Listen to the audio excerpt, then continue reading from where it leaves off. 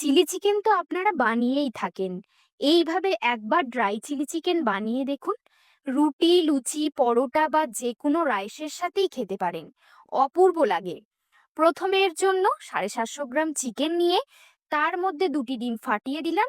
আর দিলাম ১ চামচ আদা বাটা, ১ চামচ রসুন বাটা, ৩ চামচ কর্নফ্লাওয়ার, পরিমাণ মতো লবণ, গোলমরিচ গুঁড়ো দিয়ে সমস্ত কিছু ভালো করে মিশিয়ে নিয়ে ০.৫ ঘন্টা ম্যারিনেট করে রেখে দিলাম। একটি চপারে ১২-১৪ কোয়া রসুন, ২ ইঞ্চি আদা, ৬টি কাঁচা লঙ্কা চপড করে রেখে দিলাম।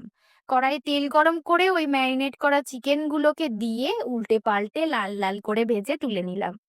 ওই তেলেই চপড করা আদা, রসুন, কাঁচা লঙ্কা দিয়ে হালকা করে ভেজে তার মধ্যে চৌকো করে কাটা পেঁয়াজ, ক্যাপসিকাম দিয়ে ১ চামচ কাঁচা লঙ্কা কুচি, পরিমাণ মতো লবণ, হলুদ গুঁড়ো, কাশ্মীরি রেড চিলি পাউডার দিয়ে অল্প নাড়াচাড়া করে ২ চামচ টমেটো সস, ২ চামচ চিলি সস, ২ চামচ সয়া সস দিয়ে সমস্ত কিছু ভালো করে মিশিয়ে নিয়ে অল্প চিনি, গোলমরিচ গুঁড়ো, ১ কাপ কর্নফ্লাওয়ার গুলা জল দিয়ে নাড়াচাড়া করে চিকেনগুলো তুলে দিয়ে সবকিছু ভালো করে নাড়াচাড়া করে শেষে নামানোর আগে ধনেপাতা ছড়িয়ে নামিয়ে নিলেই তৈরি মুখে লেগে থাকার মতো ড্রাই চিলি চিকেন।